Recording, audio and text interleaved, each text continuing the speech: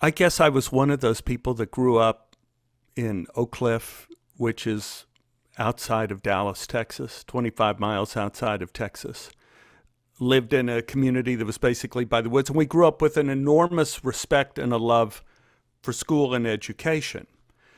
Um, I got a lot of my education from what I saw around me, one of which was from Miss Cooper, which I wrote this story, The Cooper System, about, in which reading Bucky Beaver Goes to New York, uh, it was an assignment which I was forced forced to do, our first real assignment that we had to do in front of people uh, on our own, not really as homework.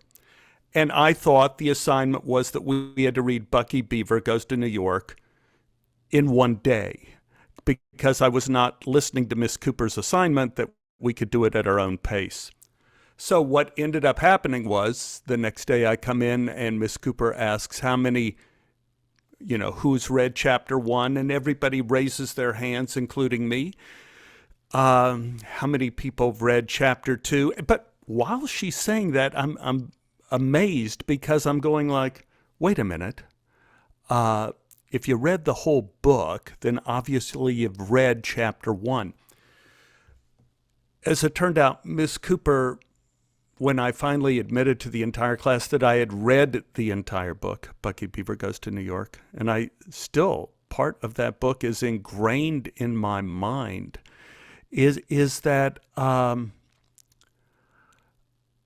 she accused me of being a liar, which affected me my entire life. Now, in terms of what we learn, I really didn't read again until I was in college, to tell you the truth, is the effect Miss Cooper's negative teaching skills had on me. And I think it was a friend of mine had a job teaching for a deaf woman, reading to her a series of Nobel Prize winning writers.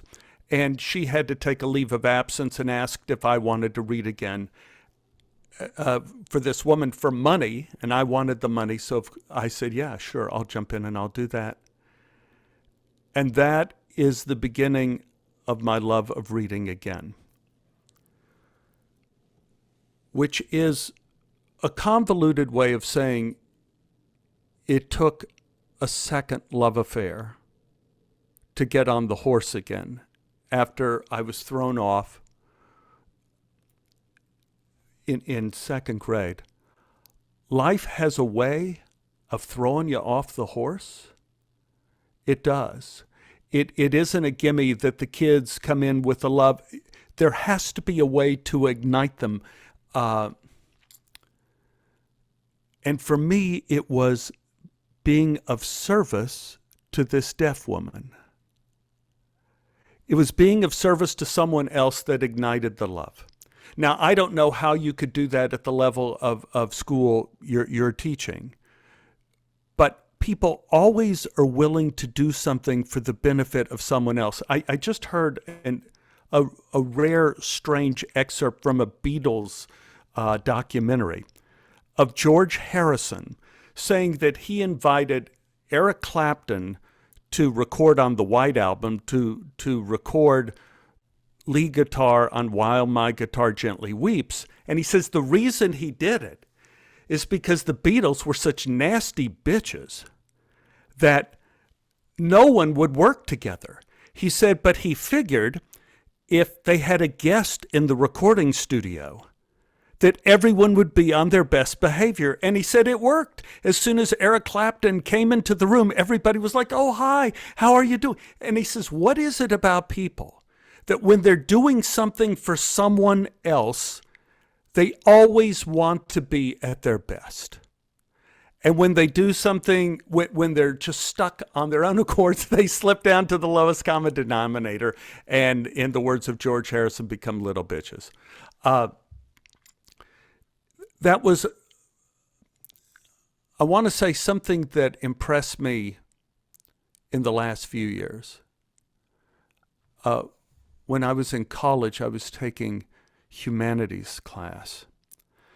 And we learned all these things that sounded like they'd be good on, calendars, but I had no idea what they meant. One of them was, I think it was Heraclitus, like about 540 BC.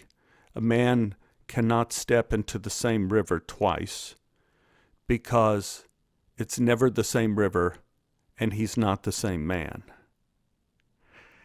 And I heard that, when I was 19, I'm going like, oh, that sounds great. Now that I'm 70, I realize the full power of the meaning of that is that we are not these constants that are floating through time that can learn a lesson. The lesson we learned when we're in school, we could learn that same lesson as an adult and it means something completely differently.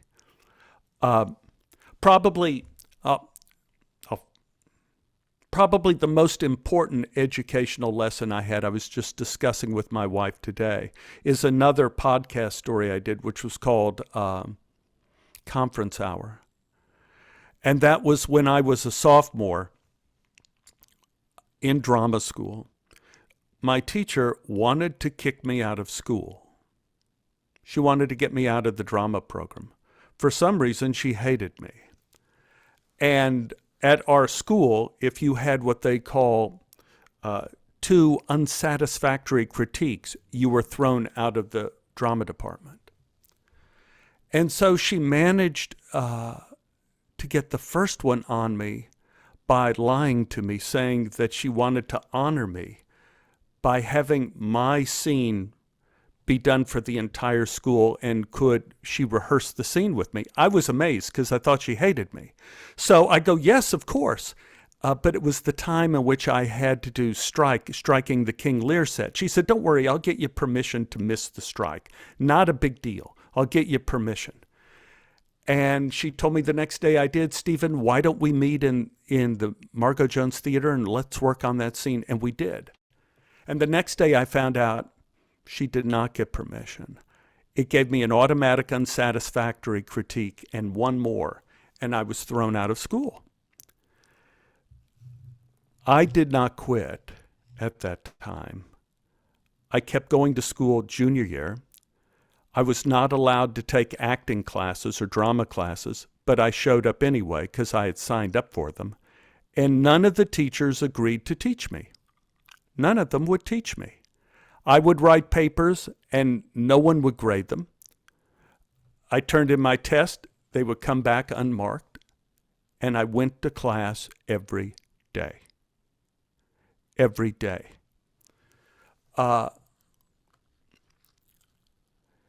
It was the greatest education to me is that no one can stop you if you really want to learn something and want to do something.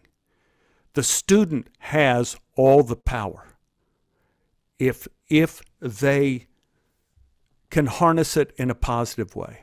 And that's the main thing I want to contribute here is both in the power of the teacher to influence a student negatively and the power of a student to take control of his own education if he feels he's doing it, 1, for the benefit of someone else, and 2, if he has a passion to learn.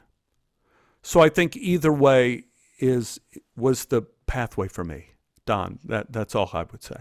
The stepping into the river, I have seen this program, this competition as that metaphorical river. Before you got here, we had some students that were in it the last couple of years.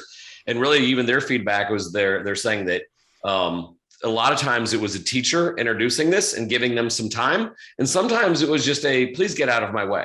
I know that when I was doing this, I had some students were like, stop talking, Don, stop talking. I'm good. Like, leave me alone. I want to, but it was that first spark. I think it's a friend of mine, Naveen Jain, who had said, he's like, you can drag the horse to the water, but you can't make him drink. But a really good teacher makes a lot of people thirsty. That's perfect. You know, in a lot of what you're saying, which I agree. By the way, guys, he was also talking about, you know, he became a reader for another lady. That's another podcast as well. But it's that making students thirsty, that in a lot of ways we're all students. Everybody's on the call tonight because we're students of this. We're students of these teachers have been asked by the state of Indiana to grow ecosystems of support. Every teacher here is being asked to meet with their local mayor, to get involved with city council, to get involved in quality of life. And so hearing you say a lot of those things, one, is inspirational. I knew I'd get that. But on the introspective side too, of like, we're all students here as well. So I appreciate the lesson. And the one thing too, looking back at my educational life, is that true beauty and genius is inspirational. I remember when I was in school, when I was in high school, everyone always made fun of Silas Marner. Oh God, we have to read Silas Marner. Everybody was making fun of it. And I started to read it and I went like, I mean, tears were coming down my face. I was going like, what the hell what are people talking about? This is magnificent.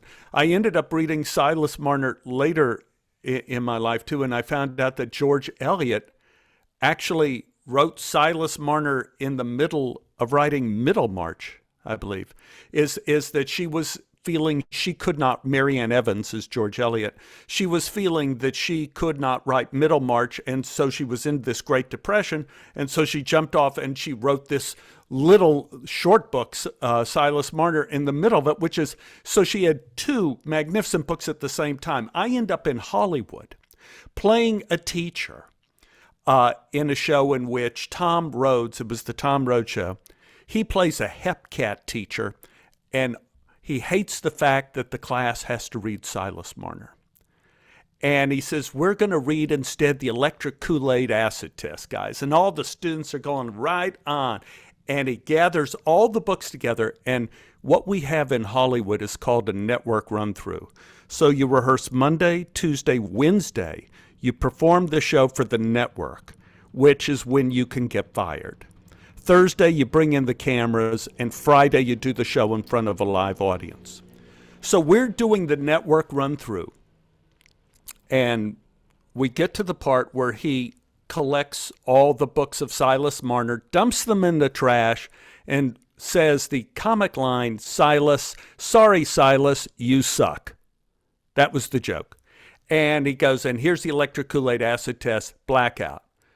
I stopped the rehearsal. And the network people are there, the director, the writers are there. I go, I object to this scene. How many of you have read Silas Marner? I'd like a show of hands, please. And nobody raised their hands. I said, we are going out nationally on television saying that this, one of the greatest works of fiction that is accessible to young people, because it's about the love of a child and it has a love affair gone bad. I mean, it's so accessible that we're saying this sucks. This is, and so there are so many social forces working against education. So many social forces working against in showing students beauty and genius. And so in a way, if teachers could be warriors on behalf of genius and beauty, I would salute you. I would salute you because that is what we need. Questions for Steven? I don't even want to say anything after that. Questions? Thank you. Go ahead. Well, I would like to know what the resolve was on the Silas Marner line. Did you, They cut out the line, Silas, you suck. Oh, good. He still exchanged the book for the electric Kool-Aid acid test, but they cut out Silas, you suck. And none of them still read Silas Marner. None of them read Silas Marner. By the way, I'm recording this and I'm going to be playing this for some other teachers that need a pep talk. That was, hold on, wonderful. Somebody else I thought piped in. Whoever wants to go next, go ahead. Well, I will just make the comment, Stephen, that I changed careers after working 20 years in financial services industry. I always wanted to be a teacher. I will be 50 years old this summer. So I changed careers at like 45. And I can tell you that in my community, it's just education is, there's just such a negative feel here at our school right now. It's down, I'm an elective on top of it. And so when you made the comment about, life is always throwing you off the horse, this whole experience is getting me on the horse. And so I'm so grateful to be part of it. So thank you. Oh, my pleasure. My pleasure.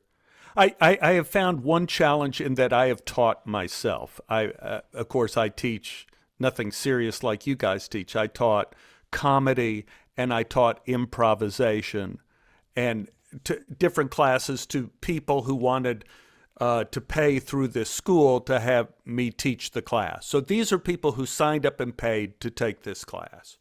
So what I did for people, and I use this as a general example, is I got commercial copy, which for various commercials I've auditioned for, I have a whole stack of them.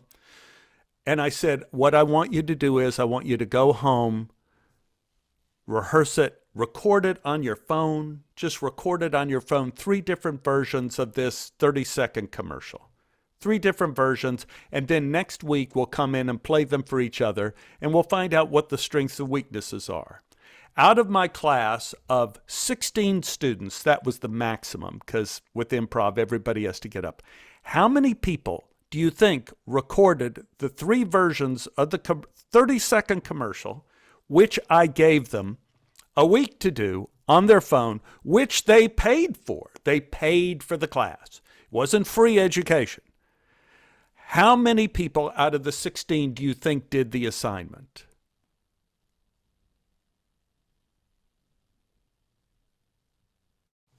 You're on mute now, but you are absolutely 100% correct. Out of 16, 2. Oh, wow. Out of 16, 2.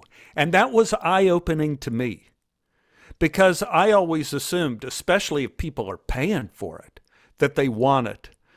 But it taught me that there is there is a natural, inertia? Objects at motion stay in motion. Objects at rest stay at rest. And people are at rest. And it is the job of the teacher to get the engine going somehow, like I think Don was saying, to make people feel thirsty. You have to get the engine going because they won't get off of it to do anything. Yeah. They would rather do nothing, and they say, I'll do it tomorrow. And then they never do it tomorrow. So that was a shocker for me. And I feel like that is a wall that teachers have to face, in your position, would have to face all the time because they would rather do nothing. Jenna, you had your hand up and then Will had his hand up. Go ahead. Yeah. So Stephen, I'm a theater teacher. So first of all, it's just an honor to be able to share this space with you. Thank you. Thank you so much. And so, talking about that moment in school where you showed up to class every single day, even though teachers were repeatedly refusing to teach you, shows that you were not at rest, right? In that moment, you were incredibly motivated. And I wonder if you can pinpoint that back to a particular moment, or do you think it's really a nature versus nurture that you had that innately within you? And if not, this whole collaboration is called Innovate from Within, right? What's that spark within that was lit within you that just kept you coming back? I think it's the latter. In my case, I think it's the latter. It was something innate with me. We did Career Day out here at Beverly Hills High School, and I was asked to be a guest at Career Day with another person who is an actor, but he actually sells real estate. So he got up first and spoke about how great the acting career is and how great the acting profession is and how wonderful it is. And it's always exciting to study new material. And I'm so glad that it was a group of about 200 students there that liked it. And I said, yeah, and he teaches real estate. I mean, he's a real estate salesman. He's not an actor. I'm an actor. So let me ask all of you this. How many of you want to be an actor because you could be rich and famous? And all the hands shot up in the air. I said, okay, how many of you would still want to be an actor if you got no money for it and you had to take a second job to do an equity waiver play that maybe 10 to 20 people a night would see, would never get reviewed? And 2 girls raised their hand out of the 200. And I said, you 2 are the only 2 that are going to make it. And I think it is, and my father said to me growing up, in terms of motivation, he said, I want you to know if you continue with your studies to be an actor, we will not support you. You will not get anything from us. And when I was on Broadway and nominated for a Tony Award, I invited mom and dad, to New York City to see their son on stage on Broadway. And they came, and boy, were they proud. And I said, happy I didn't take your threats seriously now. And I think people, the stick and the carrot, I think people don't, I say this all the time to people, they don't know what victory looks like. Especially nowadays, and what's shown on TV, they think victory looks like, a ton of money, a bunch of bling, all this kind of stuff. They don't know victory looks a lot like hard work, not a lot of reward, a sense of purpose, and a sense that maybe you changed something small for the better. And that ignites people.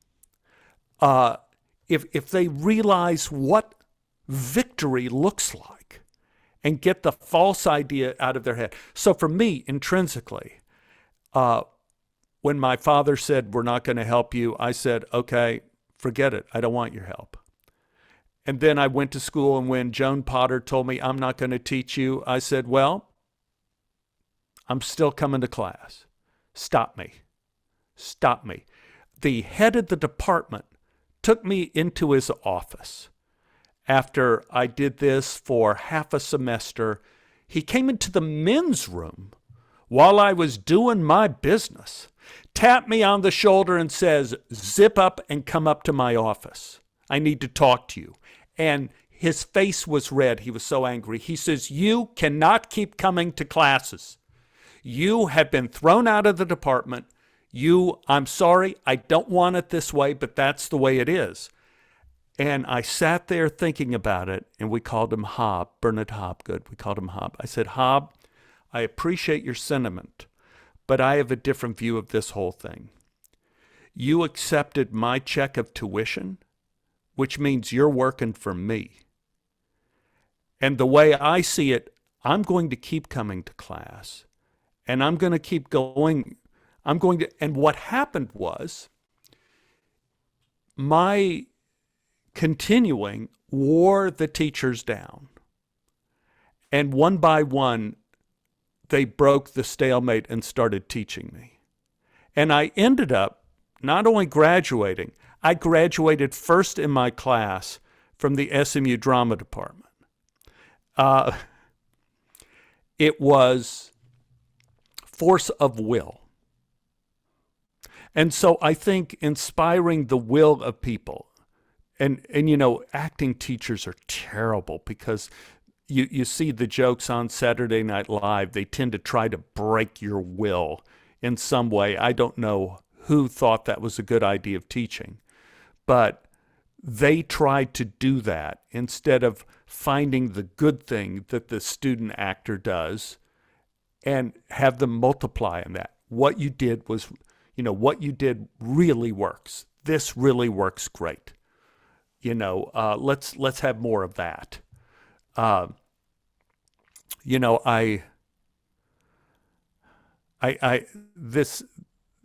This is kind of a funny story about life. When I started first day of doing Groundhog Day, I was nervous as can be, and it was the first shot of the first day of the movie. And I'm there, and there are 500 people in town. I'm doing this scene where I meet Bill Murray on the street, scared to death. And I come out with this crowd of people, and there in the crowd was a guy, David Nichols, that I had seen 4 times in my life. This was the 4th time.